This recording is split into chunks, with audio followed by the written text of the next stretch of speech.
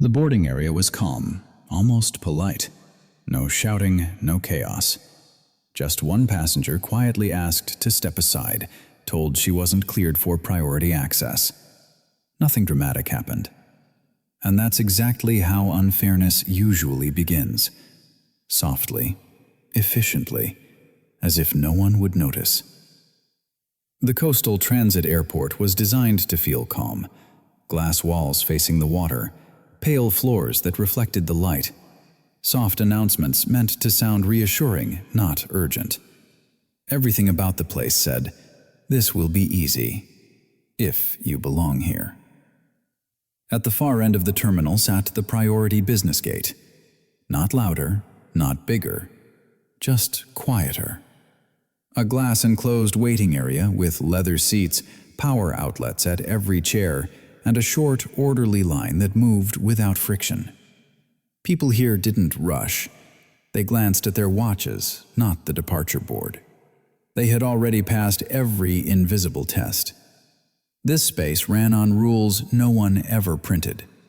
No signs explained them. No policy spelled them out. But everyone who used this gate seemed to know them instinctively. Dress the part. Move with confidence. Don't hesitate. And above all, don't stand out. Lena Brooks arrived alone.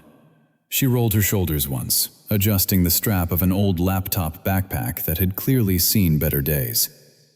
The fabric was frayed at the edges, the zipper slightly crooked. She wore a windbreaker, faded navy, practical, the kind you grab when you don't want to think about fashion. Comfortable shoes, no logos, no shine. In her hand was a boarding pass, business class, window seat, seat 2C. She had paid for it weeks earlier. The trip itself was simple, a short flight down the coast to see her father. No rush, no drama. She had even chosen the window seat on purpose. She liked watching the shoreline disappear when the plane lifted off. It helped her settle her nerves. As she stepped toward the priority lane, nothing happened at first. No one stopped her, no one spoke. But a few heads turned. The looks were brief, just long enough to register, not long enough to be accused of staring. A man in a pressed blazer paused mid-conversation. A woman scrolling on her phone glanced up, then back down again. The reactions were subtle, almost polite. This was the first rule of spaces like this. Judgment arrives before confirmation. At the podium stood Clara Hayes. Her uniform was crisp, perfectly pressed. The name badge sat exactly where it was supposed to. She had the posture of someone who had learned, over years, how to control a line without ever raising her voice. Clara glanced at Lena's boarding pass, then at Lena, then back at the screen. There was a pause, barely a second, but it was enough.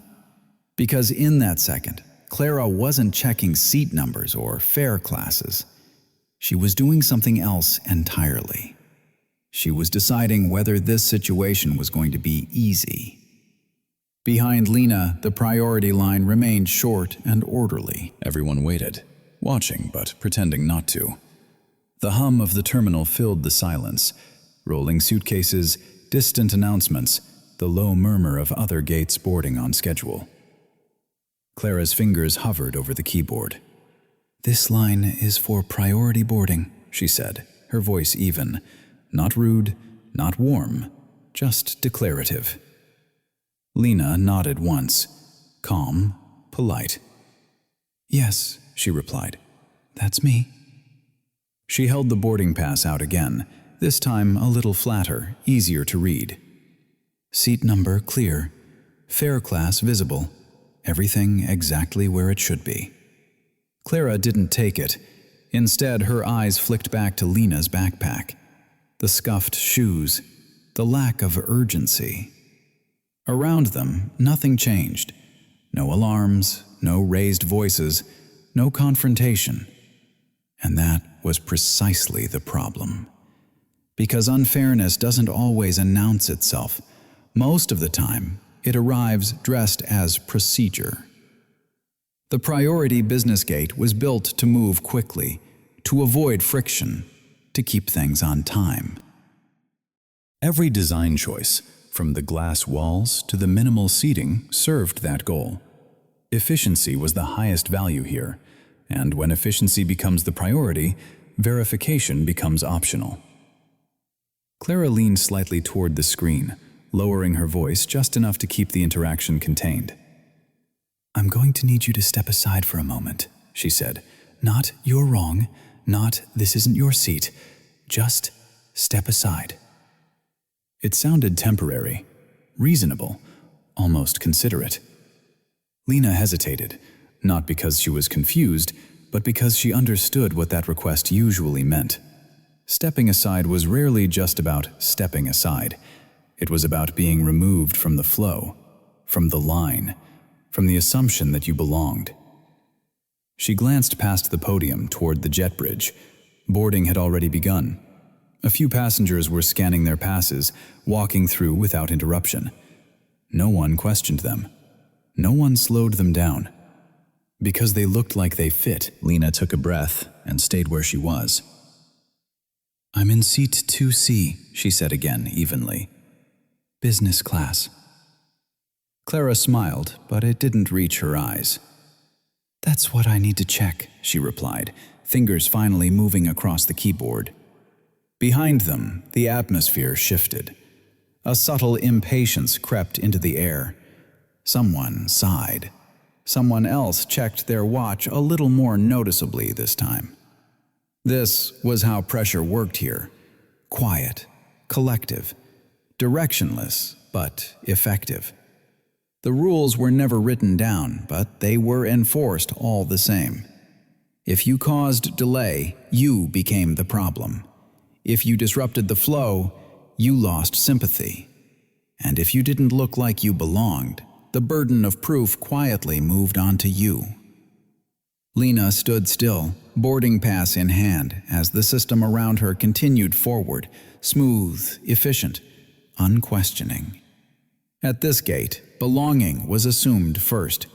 Verification came later, and sometimes not at all. Clara Hayes did not raise her voice. She didn't snap. She didn't call security or make a scene. That's important to understand, because what happened next wasn't driven by anger. It was driven by efficiency.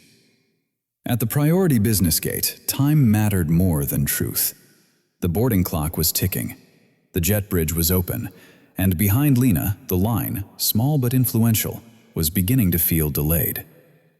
Clara glanced at the departure screen again. Boarding had started 3 minutes ago. That was already longer than it should have taken. She exhaled once, quietly, and made a decision. "This is going to take a moment," she said, her tone controlled. "I'm going to need to temporarily pause your boarding." Temporarily. A word designed to sound harmless. Lena didn't argue. She didn't raise her voice. She didn't step forward either. "Can you scan the pass?" she asked calmly. Clara didn't answer that question. Instead, her fingers moved quickly across the terminal keyboard. Not frantically, confidently. Muscle memory. She had done this before. On her screen, Lena's reservation appeared. Paid fare, business class. No flags, no issues. But that wasn't what Clara was looking at. She was looking at the clock. Behind Lena, a man in a tailored jacket shifted his weight and sighed, loud enough to be heard. A woman 2 spots back glanced toward the podium and frowned. Nothing dramatic, just pressure. This was no longer about a seat. It was about friction, and systems are designed to eliminate friction first. Clara leaned slightly toward the microphone. "I'm placing a temporary hold on this boarding," she said, "just to verify a few things." Her screen blinked once. A new option appeared. Void boarding, pending review. She clicked it. In that moment, something invisible but permanent happened. Lena didn't feel it physically. There was no alert sound, no red warning light. Her phone didn't buzz. But on the system, her status changed. From cleared to pending. from passenger to exception. Clara didn't explain. She didn't need to. The system now justified her next steps. "I'm going to ask you to step to the side," Clara said, already printing a small slip of paper. "We'll resolve this shortly." Behind them, the line began moving again. Passengers scanned their passes and walked past Lena without meeting her eyes. The flow resumed. Smooth, efficient. That was the goal. Because in moments like this, the system doesn't ask who is right. It asks who is easiest to move. And Lena, alone, calm, not shouting, was very easy to move. She stepped aside, still holding her boarding pass. "Can you tell me what's being verified?" she asked. Clara's voice lowered. "There's a discrepancy," she said. "It's standard procedure." That phrase, standard procedure, did a lot of work. It suggested neutrality, objectivity, distance from responsibility. Clara wasn't accusing Lena of anything. She was simply letting the system decide. Her screen updated again. A checkbox appeared beneath Lena's name. Risk passenger, pending clarification. Clara hesitated for half a second. Then she checked it. That single action did three things. It prevented Lena from boarding automatically, it alerted security to monitor the interaction, and it shifted the burden entirely, from the airline to the passenger. This was no longer a customer service delay, it was a compliance issue. Lena felt the change immediately, not on a screen, but in the air around her. The tone shifted. Clara straightened. Her politeness cooled. "I'm going to need you to wait here," she said. "Security will assist if necessary." Assistant. Another harmless word. But Lena noticed something else. No one had asked her name. No one had asked why she was traveling, or where she was going, or even looked closely at the boarding pass she was still holding. Verification never happened. Because verification takes time, and time creates friction. Meanwhile, moving one quiet passenger out of the way solved everything. The line flowed. The gate cleared. The flight stayed on schedule. This was the path of least resistance, and it felt reasonable to everyone watching. From the outside, Clara looked professional, calm, in control. But inside her head, the calculation was simple. If she slowed boarding to debate one passenger, she risked complaints. If she escalated upward, she risked scrutiny. If she let the situation linger, she risked missing departure metrics. But if she flagged the passenger and moved on, the problem disappeared. This wasn't cruelty, it was optimization. Airports are built on it. Every process is designed to keep things moving. Every delay is measured. Every disruption is discouraged. And when a conflict appears, the system doesn't ask who is right. It asks, who can absorb this? Lena stood off to the side as the last business passengers boarded. Her flight was now marked Final Call. Clara glanced at the screen again, satisfied. The boarding gate was almost clear. Problem solved. But something else lingered. A quiet tension. A sense that this solution had a cost, just not one the system cared to calculate. Because when systems choose the easiest path over the correct one, they don't see injustice. They see efficiency. And when that choice goes unchallenged, it becomes routine. Clara didn't think of herself as doing something wrong. She thought of herself as keeping things moving. And that, more than malice, is how moments like this begin. Not with a shout, not with a threat, but with a click. And the quiet belief that someone else, someone smaller, someone quieter, can carry the inconvenience. For now. Lena was no longer in line. That happened quietly. No announcement, no raised voices, just a subtle shift in where she was allowed to stand. Clara gestured to a spot beside the podium, just outside the glass enclosure. Not far, close enough to be watched, far enough to be excluded. "Right here," she said. "We'll sort this out." Lena stepped over. The temperature felt different immediately, not physically, but socially. Inside the priority gate, people were seated, calm, plugged in. Outside, she was standing, alone, visible. This was no longer boarding, it was waiting. Clara reached for the tablet Lena had placed on the counter earlier. It was small, thin, barely noticeable. But it held everything: boarding status, ticket history, system notes. "I'll need to hold on to this," Clara said, already lifting it. "Why?" Lena asked. Still calm, still even. "Standard review," Clara replied, turning the screen away. "It won't take long." That sentence landed heavier than it sounded, because when someone takes your device, they're not just taking an object. They're taking your access, your proof, your ability to speak in the system's language. Lena watched the tablet disappear behind the podium. She still had her boarding pass in her hand. Paper. Real. Paid for. But the system no longer cared. On Clara's screen, the void was complete. The boarding pass was now marked inactive. Not denied, not rejected, just gone. A few feet away, the jet bridge door hissed softly as another passenger walked through. The sound carried. Lena followed it with her eyes for a moment. That was supposed to be her sound. She looked back at Clara. "My seat is 2C, she said. Not pleading, not angry, just stating a fact. Clara didn't look up. "I understand," she said. "Right now, we need to resolve the flag." The flag. A word that made the situation feel official, technical, unavoidable. Lena glanced around. A few passengers were watching now, not openly, but enough. Curious, cautious. No one stepped forward. People tend to trust uniforms. That's how order is maintained.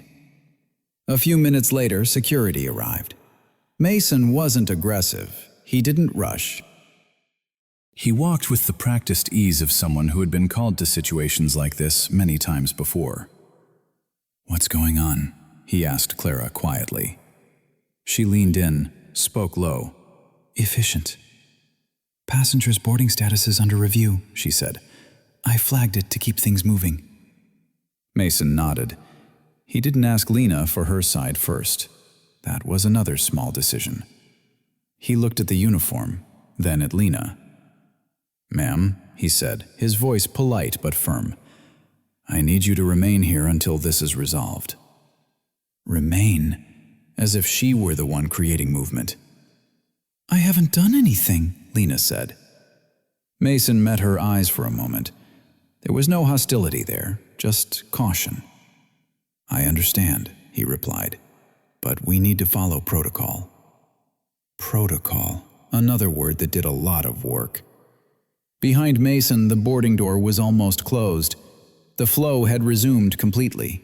From the system's perspective, the issue was contained. Lena's flight was now boarding final passengers. She was no longer one of them. She felt it then. Not panic, not anger, but something colder. Displacement. The sense that she had been moved not because she was wrong, but because she was quiet.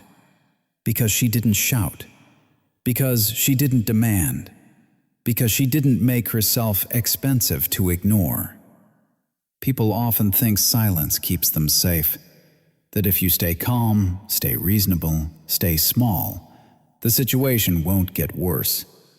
But in systems like this, silence doesn't protect you. It simplifies you. Mason stood between Lena and the gate now, not aggressively, just present. "I'm going to need you to stay right here," he said again. Lena nodded slowly. She wasn't scared of Mason. She was scared of what had already happened without anyone noticing. Her boarding pass, valid minutes ago, now meant nothing. Her paid seat, still hers on paper, was invisible in practice. Her voice, measured, calm, hadn't slowed anything down. The plane was preparing to push back. Lena glanced at the departure board. Her flight status changed from boarding to final call. That change felt louder than any argument. This was no longer about whether she belonged in business class. It was about whether she belonged in the system at all. Mason shifted his weight slightly, blocking the view of the gate. "I'll check back in a moment," he said, already turning away. And just like that, Lena was alone, standing, watching, waiting. Passengers passed by, some stealing glances, some pretending not to see her at all. No one asked what happened, because asking would slow things down, and slowing things down is discouraged. This was the true consequence of Clara's earlier click. Not the delay, not the inconvenience, but the way it stripped Lena of momentum. Once removed from the flow, everything became harder. Every question sounded like resistance. Every request felt like disruption. The system didn't need to punish her, it just needed to stop including her. Lena took a breath and steadied herself. She wasn't panicking. She wasn't crying. But she understood something now. The decision to void her boarding hadn't been neutral. It hadn't been small. It had changed the entire shape of what came next. And the most dangerous part? No one had yelled. No one had threatened. No one had crossed a line that looked obvious.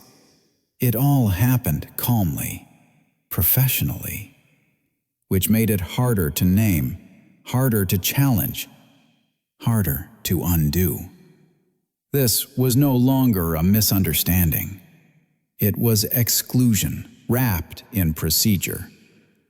And as Lena stood there, quiet, compliant, removed, the system moved on without her, exactly as designed. The delay was no longer invisible. It had a sound now, a low ripple of impatience moving through the gate, a chair scraping back, a sharp sigh that didn't bother staying quiet. People began to look at their watches, then at Lena, not with anger, with expectation. This was the moment things usually turned. A man in the front row leaned toward Clara and said, just loud enough to be heard, "Is this going to take long? We're already behind." Clara nodded once, apologetic, professional. "We're resolving it," she said. "Thank you for your patience." Patience. The word landed differently now. Because patience is generous when you're comfortable. It becomes conditional when you're delayed. Lena stood a few feet away, still holding the now useless boarding pass. The paper felt thinner in her hand, lighter, like it might disappear if she squeezed too hard. She hadn't moved. She hadn't argued. She hadn't raised her voice. And somehow, that had made things worse. A woman passed by and slowed for half a second. She glanced at Lena, then at the gate, then leaned in close and whispered, "Maybe just let it go. They'll sort it out later." Later. A word people offer easily when they don't bear the cost. Another voice followed, this one from behind, a man in business casual, clearly irritated now. "Come on," he said. "Just switch flights. It's not worth holding everyone up." Not worth it. That sentence carried a quiet verdict. Lena felt the pressure gather, not from the uniform, not from security, but from the crowd. From people who didn't know her name, didn't know what she had paid, didn't know where she was going. All they knew was that she was in the way. This was no longer about fairness.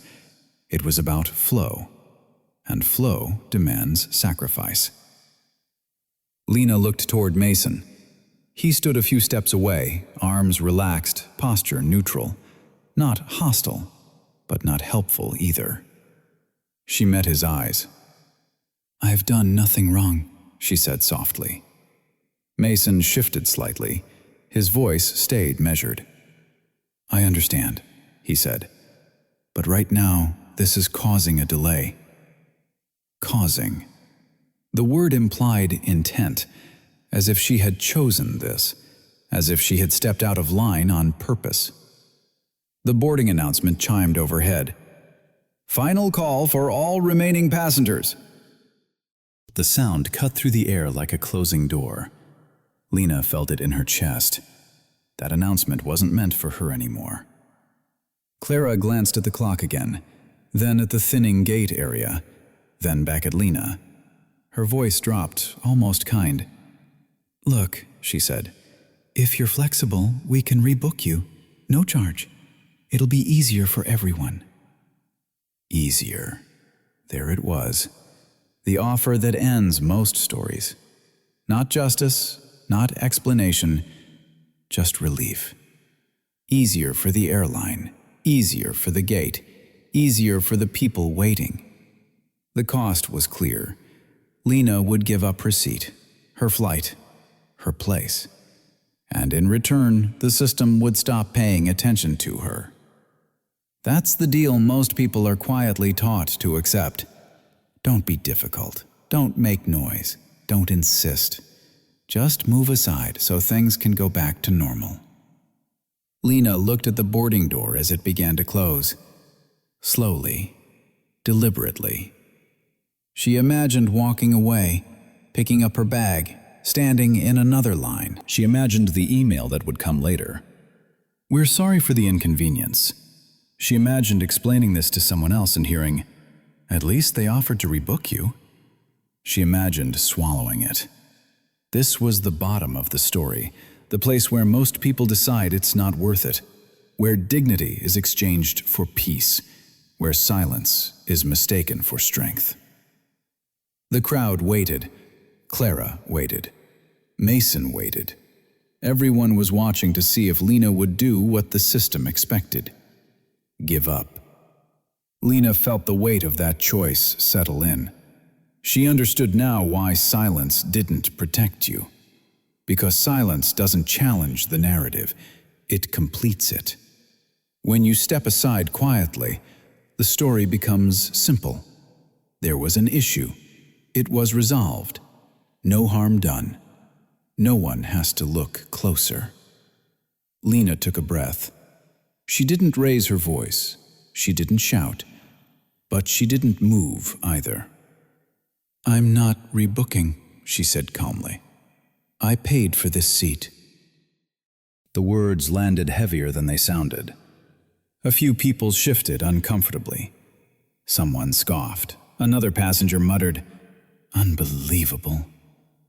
Now the silence felt different, tighter. Clara's expression changed, not angry, but alert. This was no longer a quick fix. It was resistance. And resistance, in a system built on speed, is expensive. Mason straightened slightly. The line between mediator and enforcer grew thinner. "Ma'am," he said, "we're trying to help you." Help. Another word that sounded generous and felt conditional. Lena nodded once. "I'm sure you think you are," she said. The gate area was nearly empty now. The last passengers had boarded. The jet bridge door paused, still open, but waiting. Time stretched. This was the moment where the system expected compliance, where most people cave, because everything around them is designed to make staying feel selfish. But Lena stood there, quiet and still, refusing to disappear. And in that refusal, the system hesitated just for a moment. Enough for something else to begin. Let's pause the story here, just for a moment, because everything that's about to happen depends on one fragile assumption, that someone, somewhere, makes a call. Now imagine that call never happens. No ringtone, no calm voice on the other end, no one asking for names or timelines or records. Just silence. The jet bridge door closes. The flight pushes back, and Lena is left standing at the gate with a voided pass and the polite apology that means absolutely nothing. In this version of the story, There is no confrontation left to witness. The crowd disperses, the staff resets, the system moves on. Lena walks away with her bag over her shoulder, past the glass walls she was never meant to stay behind. She finds a seat near a charging station and waits. Not angrily, just tired. Her phone buzzes later that night. An email. "Thank you for contacting us. We regret that your experience did not meet our standards." It's signed by no one. There's a voucher attached. Partial credit. Terms apply. That's it. No investigation, no escalation, no accountability. And buried somewhere in a database she'll never see, a small note gets added.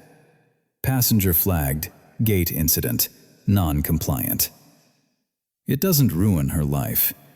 That's the cruel part. It just quietly follows her. The next time she travels, she gets pulled aside for additional screening. The time after that, her boarding group mysteriously changes. Eventually, she stops asking why.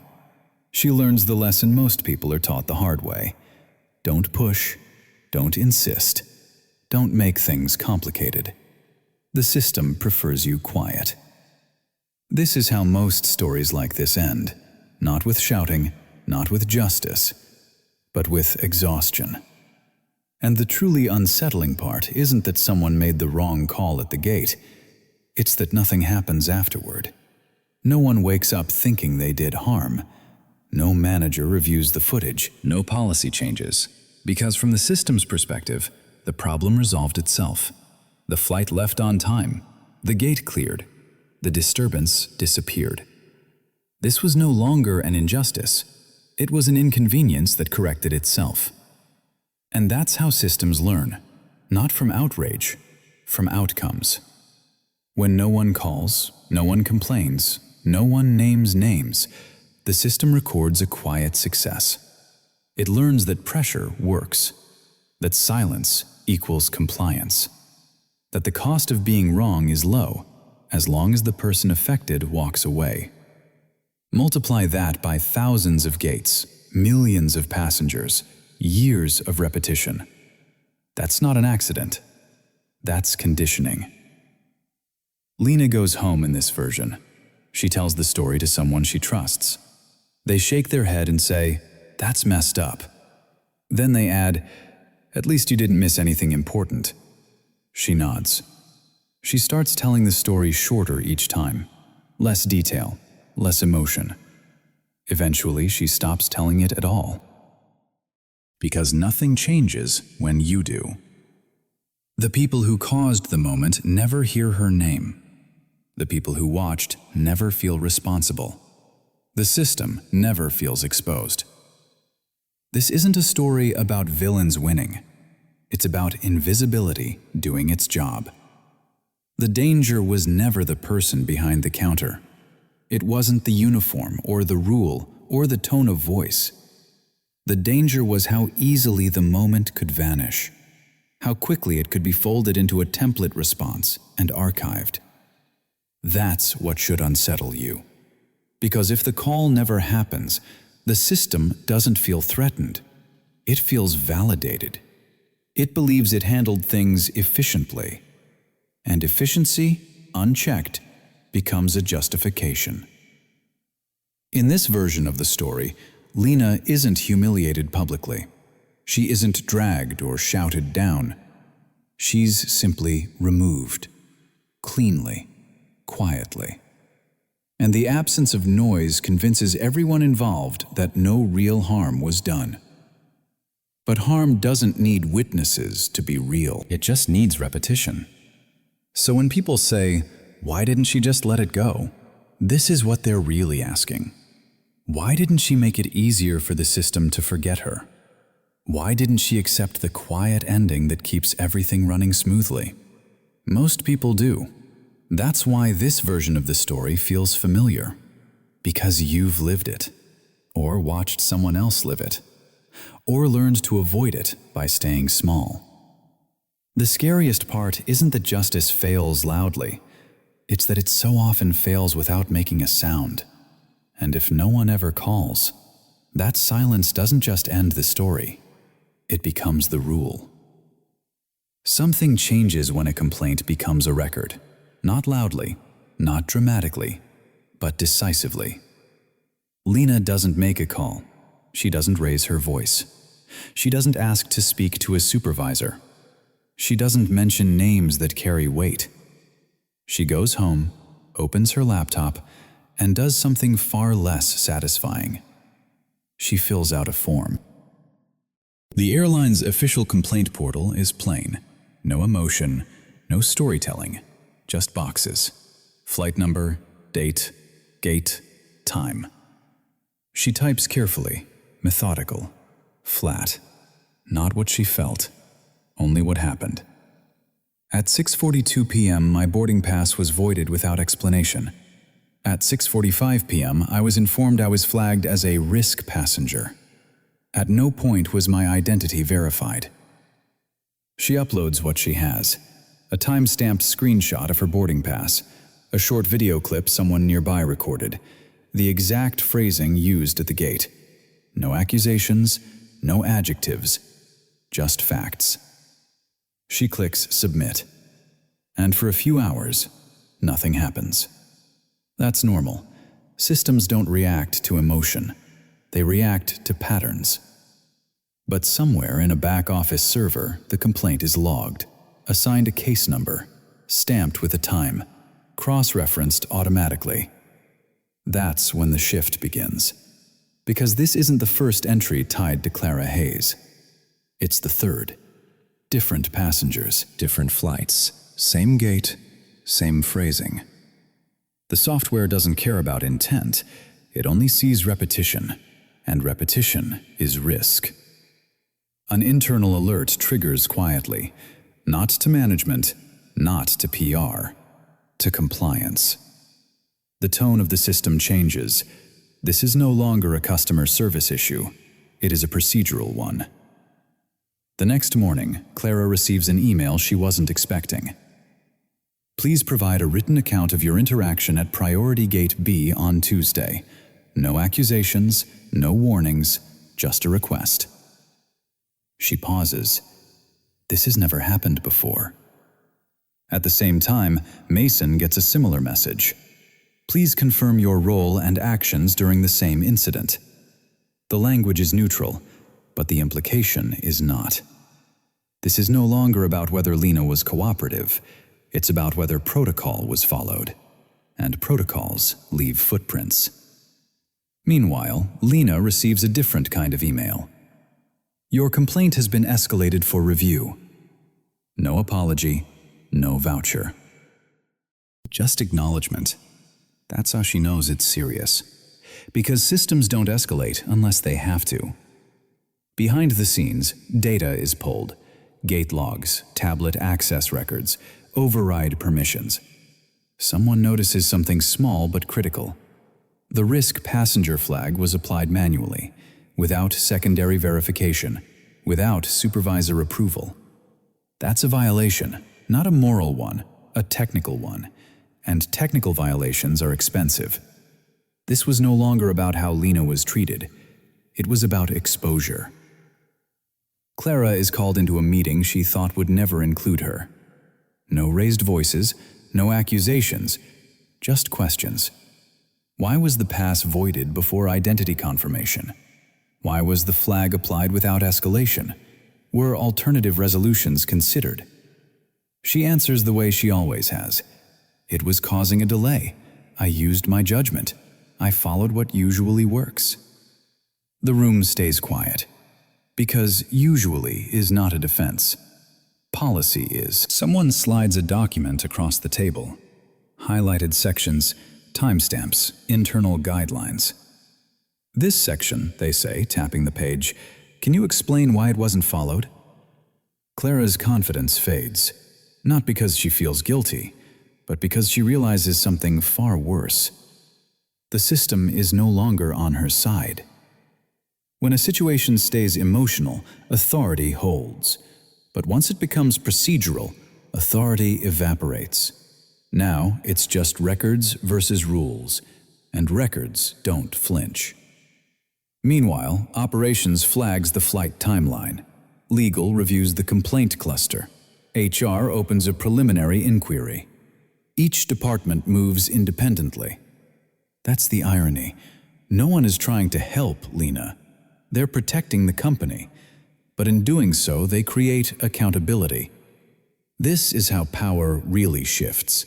Not when someone yells louder, but when the cost of being wrong exceeds the cost of fixing it. A few days later, Clara is placed on administrative leave, temporary. Pending review. She doesn't understand how it escalated so fast. She followed her instincts. She kept things moving. But instincts aren't auditable. Procedures are. Mason is cleared, his actions logged, his role documented. No violations. The system is precise. It doesn't punish everyone, only the point of failure. Lena is never asked to testify. She never meets an executive. She never has to explain herself again. Her role is already complete. She turned a moment into a record. And once a record exists, the system has to respond. Because silence protects power. But documentation redistributes it. This wasn't a victory. There's no celebration. But something fundamental has changed. The system has adjusted its behavior, not because it learned empathy, but because it learned risk. And risk, unlike morality, commands attention. Lena checks her email one last time that week. A final update. The issue you reported has been addressed. Appropriate corrective actions have been taken. No details, no apology, but the subtext is clear. Someone paid a price, not because Lena mattered more than others, but because she stayed long enough to leave a trace. This was no longer a story about being ignored at a gate. It was a lesson in leverage. When conflict lives in emotion, the system waits you out. When conflict enters a file, the system answers. Quietly, reluctantly, but completely. That's the moment the system changes its tone, not out of kindness, out of necessity. And that's where real power begins. Clara Hayes did not wake up that morning planning to ruin someone's day. She woke up early, put on her uniform, checked her schedule, grabbed a coffee that would go cold before she finished it. She had done this job for years, and like most people in roles like hers, she believed something very simple. She believed she was doing her job well. Clara didn't hate Lena. She didn't feel threatened by her. She didn't even think about her for very long. That's the uncomfortable truth. Because the most damaging decisions in modern systems are rarely fueled by anger. They're fueled by habit, by repetition, by muscle memory, by the quiet confidence that comes from having done something the same way 100 times without consequences. Clara's job wasn't to question who deserved to be there. Her job was to keep things moving. On-time departures, smooth boarding, no disruptions at the gate. Those were the metrics. No one ever sat her down and said, "Profile people." No one had to. The system taught her indirectly. Who causes delays? Who complains loudly?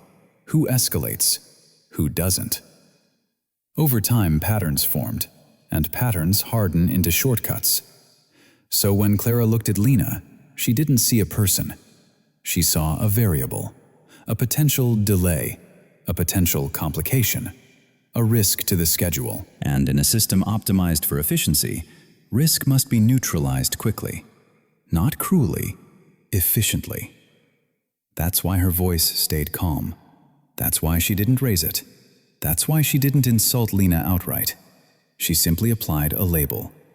Risk passenger. It sounds technical, neutral, almost responsible. But labels like that do something dangerous. They turn people into problems. And once someone becomes a problem, solutions don't require empathy.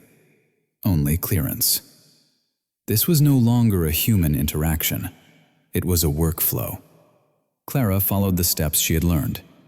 Void the pass, redirect the passenger, signal security. She didn't pause to ask Lena's name. That detail didn't matter to the process. She didn't verify identity first. That took time. She didn't consider alternatives. Alternatives create friction, and friction is what she had been trained, implicitly, to avoid. If Clara had been cruel, this story would be simpler. Villains are easy to understand. But Clara wasn't cruel. She was compliant. She believed that responsibility was diluted by hierarchy, that if something went wrong, someone above her would handle it, that she was just one link in a chain. And chains are comforting, because chains distribute guilt so thinly that no one feels its weight. This is how the banality of evil works in modern service systems.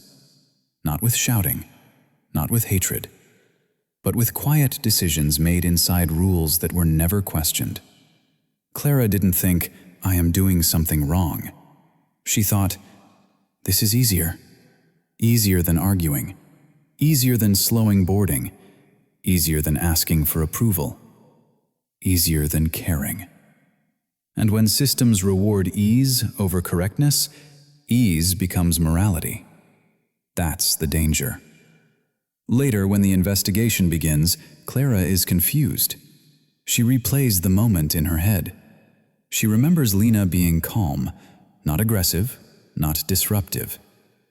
That detail unsettles her because it doesn't match the story she told herself. In the meetings that follow, no one accuses her of bias. No one calls her a bigot. They don't need to. They just show her the records, timestamps, procedures, policy language. They show her the gap between what was allowed and what was done. And for the first time, Clara feels something she hasn't felt in years: exposure. Not emotional exposure, professional exposure. The kind that can't be explained away with good intentions, because good intentions aren't a line item in compliance reports. The system doesn't ask her how she felt. It asks her why she skipped a step, why she made an assumption, why she didn't verify. And she realizes something devastating. The system she trusted to absorb responsibility has turned around. It has placed it squarely on her shoulders. Because systems protect themselves first. Always. In that moment, Clara understands the cruel irony. She was loyal to a process that would never be loyal to her. She enforced rules that were designed to shield the company, not her conscience. She optimized for efficiency and lost her autonomy. This isn't a story about a bad person being punished. It's a story about an ordinary person discovering too late that just doing your job is not the same as doing the right thing. And that distinction matters. Because when enough people make the same small, reasonable shortcuts, harm becomes invisible, normalized, systemic. No one wakes up evil, but people wake up tired. They wake up under pressure. They wake up inside systems that reward speed over care and silence over curiosity. And slowly, almost imperceptibly, they stop seeing individuals. They see categories. Clara wasn't a monster. She was a product of metrics, of incentives, of a system that taught her what to prioritize without ever saying it out loud. And that's why this story is unsettling. Because it doesn't ask, who is the villain? It asks something harder. What have we learned to do without thinking? And more importantly, who pays the price when we do? This is where the story stops being about an airport and starts being about how power actually works. Because what saved Lena was not a perfect argument. It wasn't a raised voice. It wasn't even moral clarity. It was paperwork, names, timestamps, reference numbers. This was no longer a conflict of feelings. It was a collision with a system on its own terms. Modern justice doesn't reward the loudest voice in the room. It rewards the person who stays inside the process longer than everyone else expects. That's the part no one teaches you. We grow up thinking justice looks like a courtroom moment, a speech, a revelation, someone admitting they were wrong. Real justice almost never looks like that. It looks boring. It looks like filling out a form when you're exhausted. It looks like asking for an employee ID when your hands are shaking. It looks like documenting what happened instead of explaining how it felt. Lena didn't win because she proved she was right. She won because she made the problem legible to the system. She translated harm into a format the machine understands. A name instead of a face. A code instead of a story. A timeline instead of an emotion. And that shift changes everything. Because systems don't respond to outrage. They respond to liability. They don't ask who deserves justice. They ask whether a process was followed. That's why so many people lose without ever being wrong. They leave too early. They disengage at the moment the system is betting they will. Right after the first no. Right after the inconvenience. Right after someone suggests it's easier to let it go. The system is built on that assumption, that most people will choose peace over persistence. But justice in modern life is not about winning the argument. It's about staying in the room long enough for the rules to turn in your favor. Not because the system suddenly becomes kind, but because once something is documented, it becomes expensive to ignore. That's the quiet power Lena tapped into. She didn't demand respect. She created a record. And records have a strange gravity. They travel upward. They summon supervisors. They trigger reviews. They force institutions to speak in a different voice, a careful one. This is uncomfortable to hear because it feels unfair. Why should dignity require strategy? Why should the burden fall on the person already harmed? Those questions matter, but ignoring how systems actually function doesn't protect you. It just leaves you unarmed. Justice by procedure isn't noble. It isn't inspiring. But it works. And in a world run by systems, knowing how to engage them is not cynicism. It's survival. The tragedy isn't that justice requires this. The tragedy is that no one teaches it until you need it most. So if you were Lena, standing there with your